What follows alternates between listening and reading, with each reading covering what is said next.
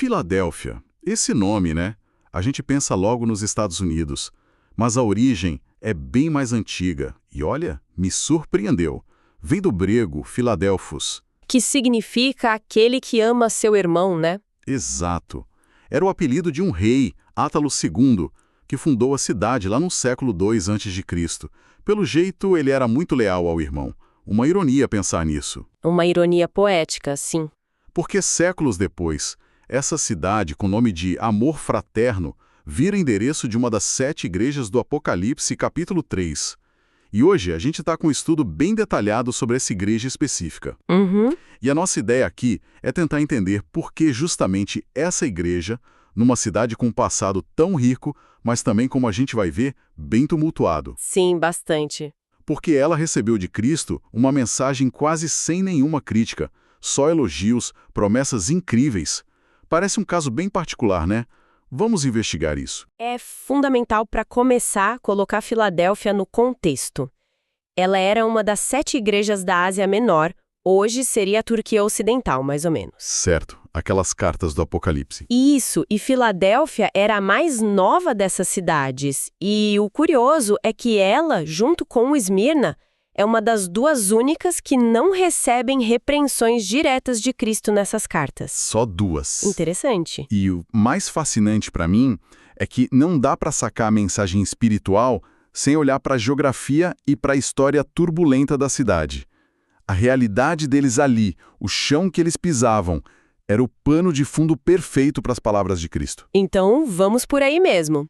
A fundação, você disse que era a mais nova. Como é que ela surgiu? Ela foi fundada, como você falou, pelo Átalo II de Pérgamo, lá no século II a.C., mas o objetivo dele, olha que interessante, não era militar, era cultural. Cultural. Sim, ele queria criar um ponto avançado para difundir a língua e a cultura grego-helenismo, né, para as regiões do interior, que eles viam como, digamos, mais bárbaras. Ah, entendi. Uma missão civilizatória na visão deles. Exato. E a localização era a chave. Bem na fronteira entre 3 regiões importantes, Mísia, Lídia e Frígia. Um arqueólogo muito importante para essa área, Sir William Ramsay, descreveu a cidade como o centro de propagação da língua e da cultura grega numa região pacífica. Ou seja, ela nasceu para ser uma porta cultural. Uma porta? Opa, isso já me acende uma luz aqui. Porque uma das frases mais marcantes para essa igreja é justamente sobre uma porta aberta, não é? Exatamente. A conexão é direta e é poderosa. Lá em Apocalipse 3, verso 8, Cristo fala: "Eis que tenho posto diante de ti uma porta aberta, que ninguém pode fechar." É incrível, né? É muito direto. Como a função histórica da cidade de ser essa porta para a cultura ecoa nessa metáfora espiritual, assim como Filadélfia foi essa porta de entrada cultural para o interior por séculos. Cristo diz que a igreja seria uma porta para o evangelho. Isso, uma porta aberta para o avanço do evangelho. E não era só uma ideia solta, veja bem. A cidade ficava bem na rota imperial que ligava o porto de Esmirna ao interior da Frígia. Era um corredor natural estratégico. Então era quase literal a porta. Quase. Cristo estava dizendo basicamente, olha, essa posição estratégica de vocês, eu mesmo estou garantindo que ela sirva ao meu propósito missionário. Essa porta ninguém fecha. Ok, faz sentido.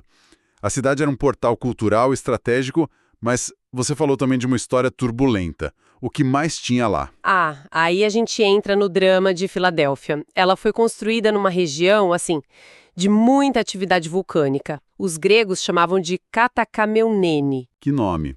O que significa? Significa, literalmente, terra queimada. Dá para imaginar a paisagem, né? Rochas escuras, cinzas, lava antiga por todo lado. Nossa. Mas, ironicamente, esse solo vulcânico era super fértil, especialmente para uvas. Os vinhos de lá eram famosos. Só que a Katakelmene tinha um preço, e era um preço altíssimo. Deixa eu adivinhar. Terremotos. Exato, terremotos, frequentes e devastadores. Constante. Que coisa horrível. Viver assim. Muito. Para ter uma ideia, em 17 depois de Cristo, um terremoto gigantesco simplesmente arrasou Filadélfia e várias cidades vizinhas. Sardes também foi muito afetada. 17 depois de Cristo? Sim. E enquanto outras cidades conseguiram se reerguer até mais rápido, Filadélfia continuou sofrendo com tremores secundários por anos. Anos. Nossa. Chegou a tal ponto que um historiador antigo, o Estrabão, que escrevia muito sobre geografia, história, ele chamou Filadélfia de a cidade dos abalos sísmicos. Ele descreveu como o chão parecia nunca estar totalmente parado. As paredes rachavam o tempo todo. Meu Deus! Tenta imaginar um impacto psicológico disso. Viver com esse medo constante do chão sumir debaixo dos pés. Ver a casa rachando, talvez perder tudo várias vezes. Muita gente deve ter ido embora, imagino. Exatamente. O Estrabão menciona isso, que muitos fugiram para o campo, evitavam voltar para a cidade, e os que ficavam, bom, viviam em estado de alerta constante, sempre prontos para correr, para escapar. Sempre prontos para sair.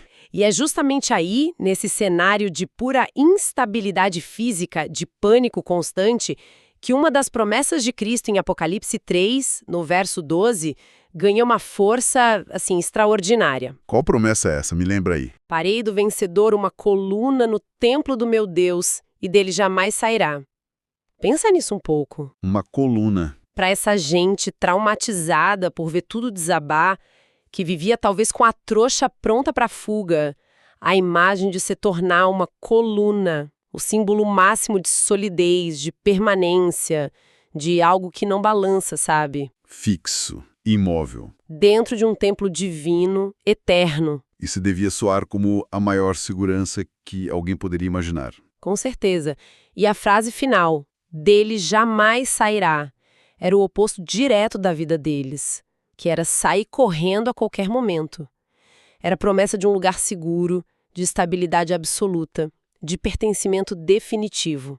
Imagina o alívio psicológico que essa metáfora trazia. Era muito mais que uma figura de linguagem bonita. Nossa, é verdade. A conexão fica muito, muito forte quando a gente pensa no trauma deles. E essa cidade, mesmo sendo sacudida assim o tempo todo, ela sobreviveu, reconstruíram. Sim, e isso mostra uma resiliência, olha, impressionante. Depois daquele terremoto gigante de 17 depois de Cristo, o imperador romano Tibério ajudou. Deu dinheiro para a reconstrução. Ah, teve ajuda imperial. Teve. E como forma de gratidão, a cidade até mudou de nome por um tempo. Passou a se chamar Nova Cesareia. Nova Cesareia. Nova cidade de César. Isso e mais tarde, com o outro imperador, Vespasiano, eles adotaram outro nome honorário. Flávia, para homenagear a família imperial Flávia. Então mudaram de nome 2 vezes por gratidão. Interessante isso, É sim. E embora esses nomes imperiais não tenham pegado, sabe, o nome original Filadélfia acabou prevalecendo. O do amor fraterno. Esse mesmo. Mas essas mudanças temporárias mostram essa atitude de gratidão e também de perseverança da cidade. E aqui, olha só, surge outro paralelo fascinante com a mensagem para a igreja. Deixa eu ver se eu pego.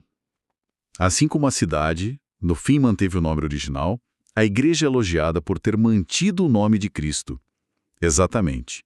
Lá em Apocalipse 3:8 está escrito: guardaste a minha palavra e não negaste o meu nome. E o texto ainda faz questão de dizer que eles fizeram isso mesmo tendo pouca força. Pouca força.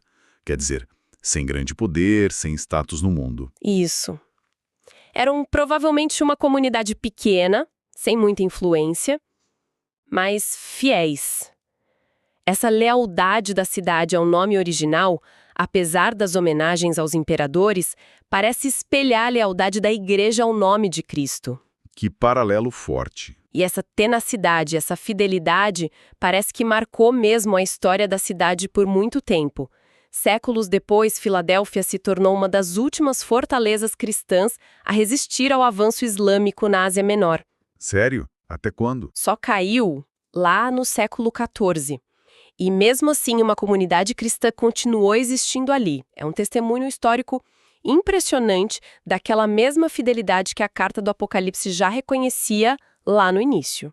Essa ligação entre a história concreta deles e a mensagem espiritual é realmente o fio condutor aqui, né? E antes de prometer a porta aberta e a coluna, como é que Cristo se apresenta para essa igreja tão fiel e resiliente? Ah!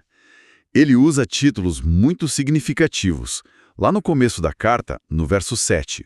Estas coisas diz o santo, o verdadeiro, aquele que tem a chave de Davi. Cada um desses títulos tem um peso enorme, santo e verdadeiro. O que isso quer dizer nesse contexto? Bom, no Antigo Testamento, santo e verdadeiro são atributos usados quase que exclusivamente para descrever o próprio Deus. Então, ao aplicar esses títulos a si mesmo, Jesus está fazendo uma afirmação muito forte sobre a sua divindade. Ele é Deus e sobre sua autoridade absoluta. Ele é a própria realidade de Deus ali falando com eles. E é dessa autoridade divina que vem o próximo símbolo. Aquele que tem a chave de Davi. A chave de Davi.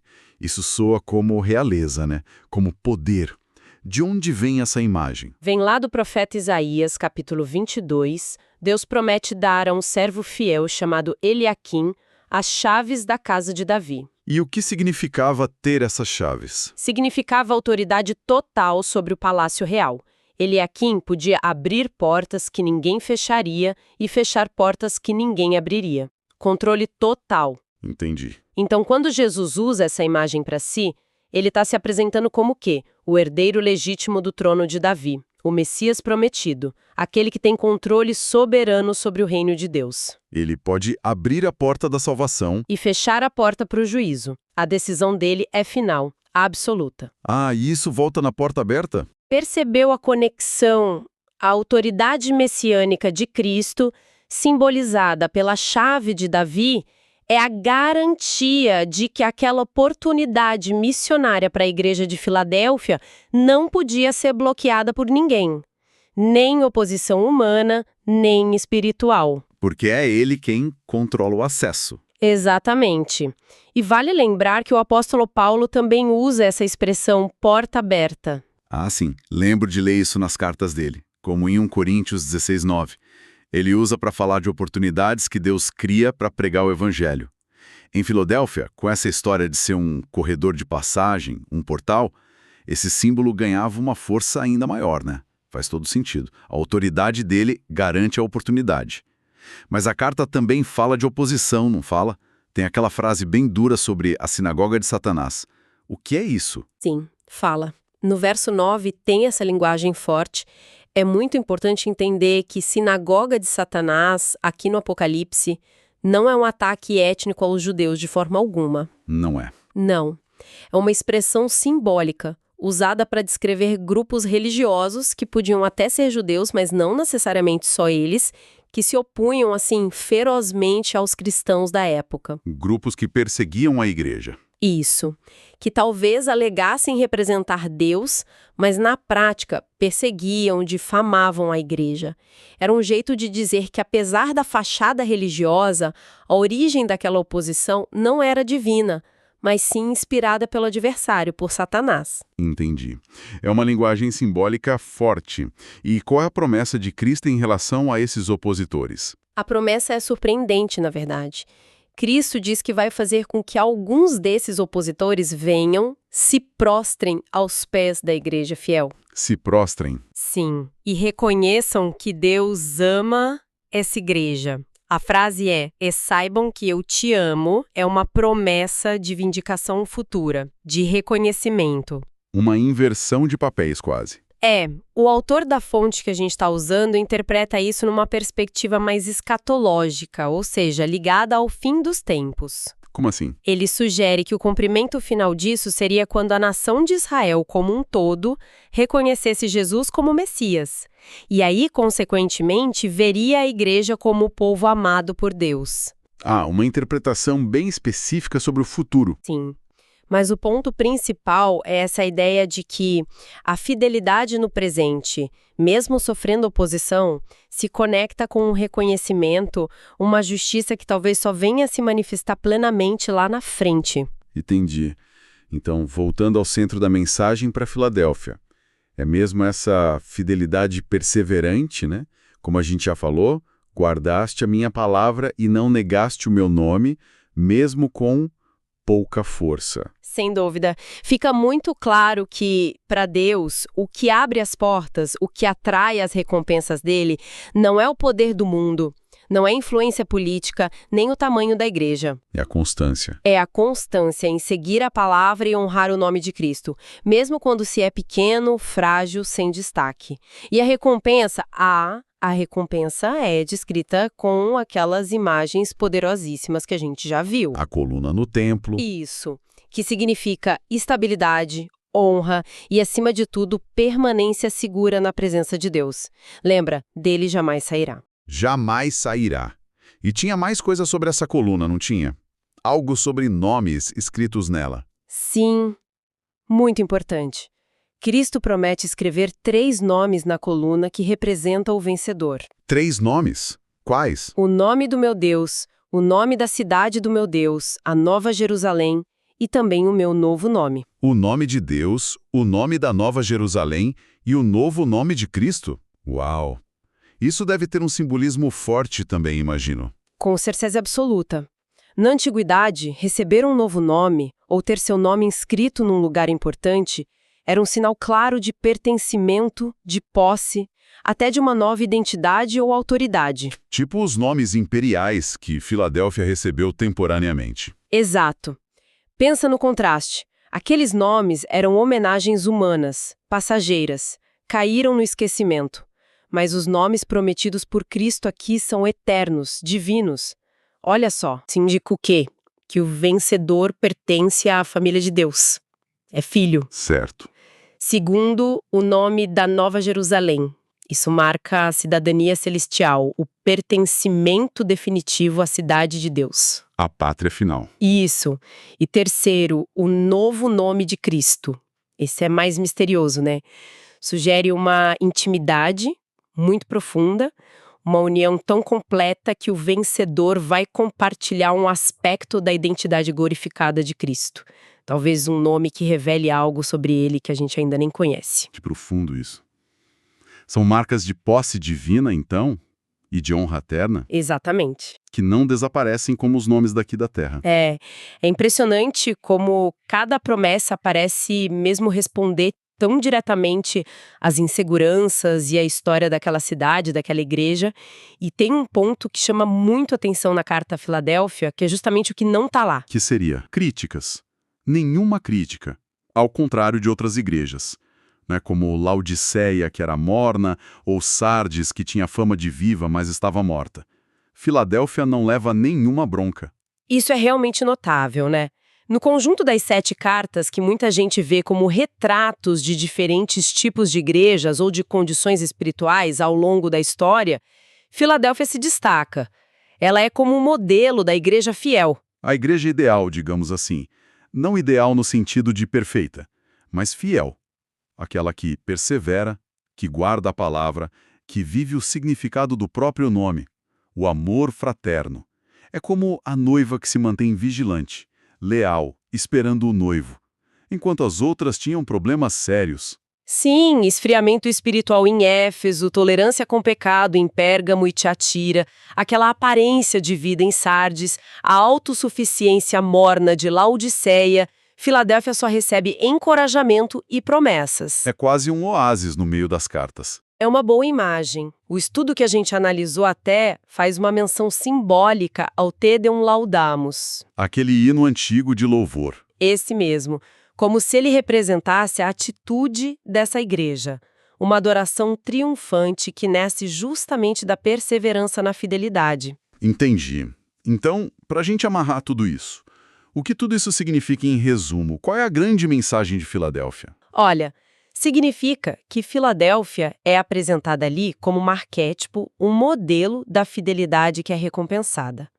Mostra que a perseverança na palavra e no nome de Cristo, mesmo no meio da fraqueza, da oposição, isso agrada profundamente a Deus e atrai as maiores promessas que Ele pode dar: segurança, oportunidade, honra eterna. Filadélfia, a cidade que nasceu com o nome de amor fraterno, foi construída sobre um chão que tremia sem parar e virou o símbolo da comunidade cristã que, mesmo pequena, mesmo com pouca força, se agarrou firme à palavra e ao nome de Cristo. Exato.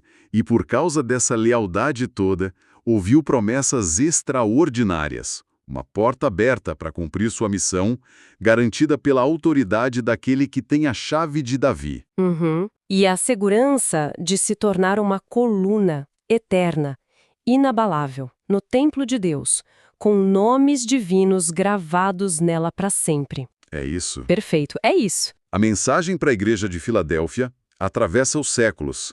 É um lembrete poderoso do quanto Cristo valoriza a perseverança fiel. Ela nos assegura que o que Deus mais olha não é o poder, o prestígio aos olhos do mundo, mas a constância do coração. A fidelidade. A fidelidade. E que no meio de todas as instabilidades, dos terremotos da vida, ele oferece uma segurança, um pertencimento divino que nada, absolutamente nada pode abalar. A chave que abre e fecha as portas do destino, das oportunidades, está nas mãos daquele que é o santo e o verdadeiro. E fica aqui, talvez, uma coisa para a gente pensar, né? Sem querer dar respostas, mas aquela imagem da porta aberta foi uma oportunidade divina muito específica para aquela comunidade, naquele lugar, naquele tempo, por causa da fidelidade deles. O que poderia ser hoje, nos nossos contextos tão diferentes, encontrar uma porta aberta? Ou talvez até mesmo ser uma porta aberta. Interessante. E por outro lado, pensando na promessa da coluna inabalável. O que significa pra gente essa busca tão humana por estabilidade, por algo permanente que vá além das incertezas, da transitoriedade de tudo que é físico, que balança, que cai. São ecos dessa mensagem antiga que, quem sabe, ainda ressoam hoje.